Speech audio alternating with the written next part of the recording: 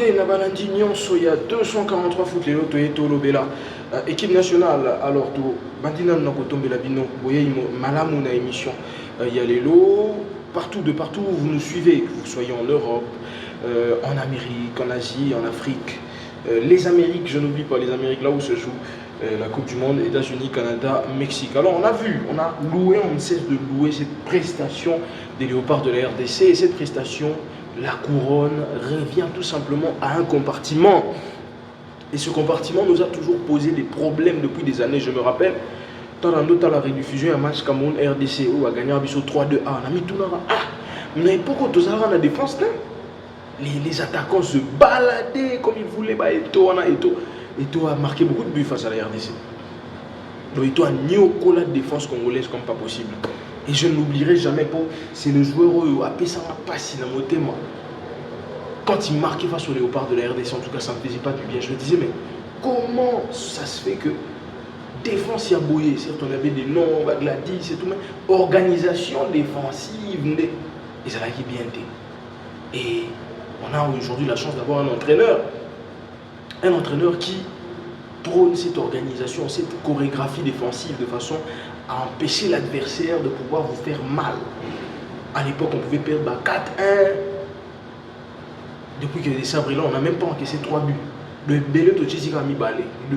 C'est très nécessaire d'avoir ce genre d'entraîneur qui met un point, qui met un accent sur la chorégraphie défensive et l'organisation défensive même de l'équipe. C'est très important. Parce qu'avant, il n'y en avait pas. Avant, on a souffert, je vous dis. On a souffert. Je n'oublie pas qu'on a encaissé 3 buts face au Sénégal. C'est un retournement de situation. Mais on n'a pas perdu par l'écart de 3 buts. Très souvent, on a perdu par l'écart d'un seul but. Depuis que Sébastien Desabre est là. On a joué contre les grandes nations comme l'Égypte. L'Égypte n'a marqué qu'un seul but, c'était sur penalty en plus. L'Égypte ne s'est pas procuré une occasion de façon à nous tuer directement dans le match. L'Égypte que vous connaissez, l'Égypte Otoano-Banga. En dehors de ça, on a affronté d'autres grandes nations. Je vais les citer. La Côte d'Ivoire. La Côte d'Ivoire nous a battus sur une petite erreur défensive. Certes, on avait marqué un but, oui, Boyamaki en jeu.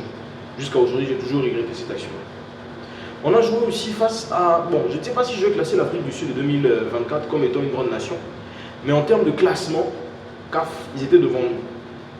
Une équipe mieux classée qu'on n'a pas pu battre.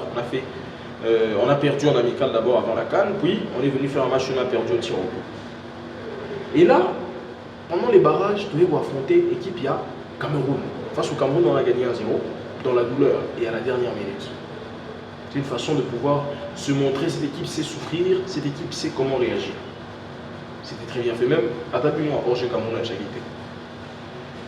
On a joué face à un Nigeria qui, pour moi, nous avait un peu pris de haut, à la légère. Le Nigeria a des stars, des noms. Ndidi, Lukman, Osimhen, qui d'autre? Tous ces grands joueurs là que vous connaissez. Edjuke, c'est certes pas un grand nom. Côté nigérian, vous avez Aina qui ne joue plus, Stanley Novali, un bon gardien dans l'exercice de tir au but, mais on les a battus. On a joué face à un grand d'Afrique, on a battu, le Nigeria. Là, on a joué face à la Jamaïque. En termes de représentativité en Amérique centrale et des Caraïbes, dans la zone CONCACAF, je pense que l'équipe de la Jamaïque est mieux classée. Mieux classée au niveau de la CONCACAF. On a un aussi dans la douleur, ce n'était pas facile. Et on s'en est sorti. On s'est qualifié pour cette Coupe du Monde États-Unis, Canada, Mexique. Là, on a affronté un grand, le Portugal. Notre organisation défensive a été sans pareil. Je n'ai pas dormi la veille à match en me disant que Neno la Mukaboy, Tito Togo m'a dit 17h pour la 4-0. Je ne me suis même pas dit ça. Moi, mon pronostic dans le mail, ils allaient 2-2. Je me dis, au vu de la Coupe du Monde, enjeu les alliés, histoire ils ont porté Bissot. Nathalie. En tout cas, c'est vrai, mais tu réagir. Pourquoi? Pour une histoire, 52 ans plus tard, aux Zongi place aux Alara. Aux Zongi place aux Alaki, 52 ans plus tard. Est-ce qu'aux Zongi à Popo là?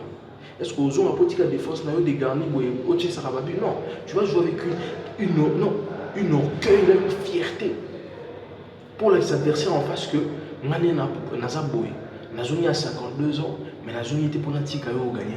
C'est ce qui s'est passé. L'organisation défensive était sans pareil. Et ici, je vais citer un joueur. Un joueur qui n'est pas trop sous le feu de projecteur, très discret. Il est né le 30 avril 1998 à Le Mans. Le Mans, d'ailleurs, le club va monter en Ligue 1. Ah, le club va monter en Ligue 1. Est-ce que ce serait peut-être une occasion à vous rappeler? Mais il n'a jamais eu l'occasion de jouer en France. Lui, il a été formé en Belgique. Il est né en France, à Le Mans. Il a été formé en Belgique. Il a été formé à la Gantoise. Après la Gantoise, il a évolué. Il a joué à Bratislava, en Serbie, dans 2 clubs, dont Bratislava. Par après, il a joué au Legia Varsovie, en Pologne. Il est actuellement dans un club qui s'appelle Ruessu, un truc comme ça. Bon, c'est un peu difficile de lire les noms polonais. Mais tout Congolais, après ce match, estime que ce joueur devait se retrouver dans un club qui joue le premier plan, qui joue dans le meilleur championnat au monde, l'un des meilleurs championnats au monde, la Ligue 1. Il conviendrait à la Ligue 1, tout comme à la Première Ligue. Certes, la Première Ligue est très engagée physiquement. Il conviendrait à la Ligue 1 par rapport peut-être à la situation géographique de natalité. Le Mans, en France. Et ce joueur, du haut de son mètre 90, a muselé l'un des plus grands attaquants de l'histoire du football. Je suis sûr qu'il s'en souviendra toute sa vie. Ce joueur s'appelle Steve Kapoadi. Quel défenseur, quelle rigueur défensive. On l'a vu au match contre le Danemark, c'était pareil. Il était vraiment rigueux, défensivement aguerri. C'était pas facile de pouvoir passer face à Steve Kapoadi. Je pense que c'est le digne héritier de Chancel Mbemba. Donc à l'avenir, on aura Mbemba Bouchiri. Mais on espère encore que Mbemba est là pour longtemps. Et que la dernière campagne pourrait peut-être s'agir de la Coupe d'Afrique des Nations 2027, Kenya, Ouganda, Tanzanie. Vous avez vu le match de Steve Kapoadi. Steve Kapoadi a muselé Cristiano Ronaldo. C'était incroyable.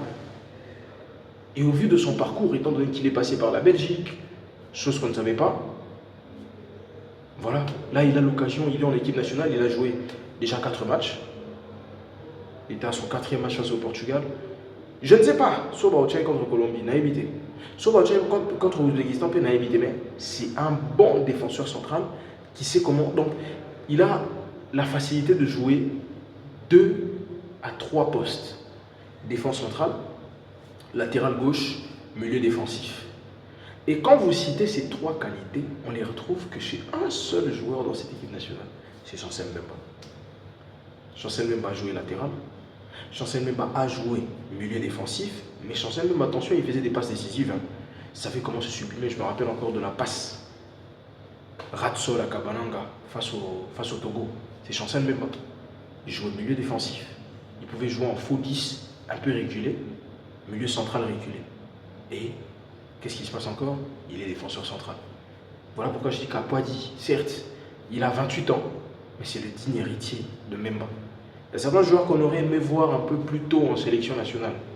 Mais moi je dis que ce n'est pas que le temps qui sait se pointer, mais c'est aussi les circonstances. C'est les circonstances qui justifient le temps. Et c'est ce qui se passe avec ce défenseur, Steve Kapoadi. J'espère en tout cas que Ligue 1, Bobo Alissou, l'équipe nationale congolaise, que ce soit Lyon, que ce soit le Mans, surtout le Mans, parce que les clubs qui font des montées sont plus aptes à recruter les joueurs. Recruter Steve Kapoadi pour qu'il puisse jouer la Ligue et qu'on puisse encore l'apprécier davantage. Quel joueur exceptionnel, je vous assure. Il a ébloui, il a sublimé son match. Chaque joueur est venu avec une pierre à l'édifice, selon sa prestation. Et c'est ce que nous aimons voir dans cette équipe nationale de RDC, qui, comme je l'ai toujours dit, depuis un certain moment, se vaut. En tout cas, elle vaut quelque chose. Elle vaut plus qu'elle ne vaut maintenant. Certes, avec du travail, ça viendra.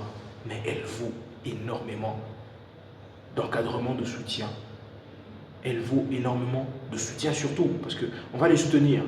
Le match à 3h en tout cas, on a préparé déjà pour les léopards de la RDC. Je n'ai pas l'habitude de dormir dehors, mais je le ferai seulement pour les léopards de la RDC, ce jour-là. 240. Je n'ai pas l'habitude de dormir dehors, mais je le ferai seulement pour les léopards de la RDC ce jour-là. 240.